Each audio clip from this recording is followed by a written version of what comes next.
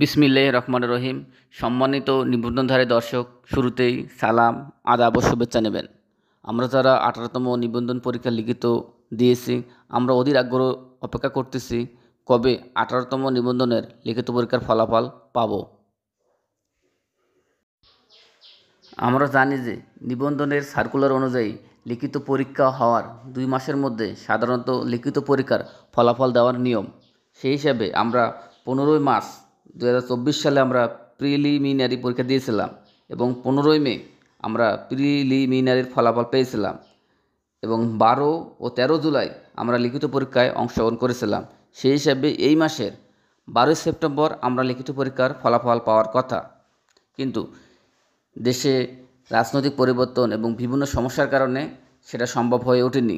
তবে এনটিআরসি লিখিত পরীক্ষার ফলাফল প্রকাশ করার জন্য তারা খুব আন্তরিকভাবে কাজ করতেছেন।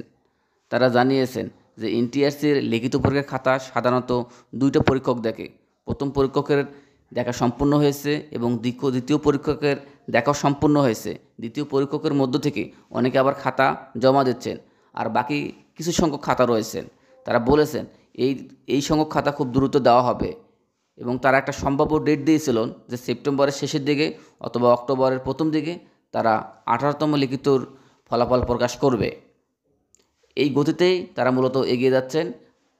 আমরা আশা করি বা তাদের থেকে যে আমরা নিউজ পেয়েছি, সেপ্টেম্বরের প্রথমের দিকে দিতে পারবে না তারা, অথবা অক্টোবরের প্রথম দিকে, প্রথম সপ্তাহে অথবা দ্বিতীয় সপ্তাহে। তবে এটা মোটামুটি বলা যায় যে অক্টোবর মাসেই মধ্যেই 18তম লিখিত পরীক্ষার ফলাফল হবে। তবে এখানে উল্লেখ্য যে বিশেষ গণবিজ্ঞপ্তি না হলে 18তম যে লিখিতর যে ফলাফল, 18তম লিখিত পরীক্ষায় কতগুলো উত্তীর্ণ করাবে সেটা একটা বড় ফ্যাক্টর। কারণ বর্তমান দেশে তীব্র শিক্ষক সংকট, সেই হিসেবে বিশেষ গণবিজ্ঞপ্তি না দিলে 18তম নিবন্ধন থেকে এই শিক্ষক সংকট দূরীকরণ করতে হবে।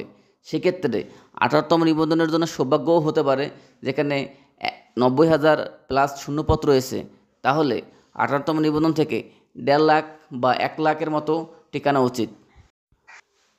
অক্টোবরে লিখিত পরীক্ষার ফলাফল দিলে নভেম্বর, ডিসেম্বর, জানুয়ারি এই 3 মাস ধরে মৌখিক পরীক্ষা হবে। হয়তোবা ফেব্রুয়ারি বা মার্চের দিকে আমরা একটা গণবিজ্ঞপ্তি পাবো।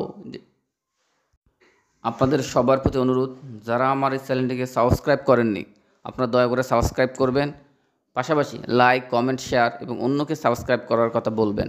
সবাই সুস্থ থাকবেন, ভালো থাকবেন। আসসালামু আলাইকুম, আদাব এবং শুভেচ্ছা।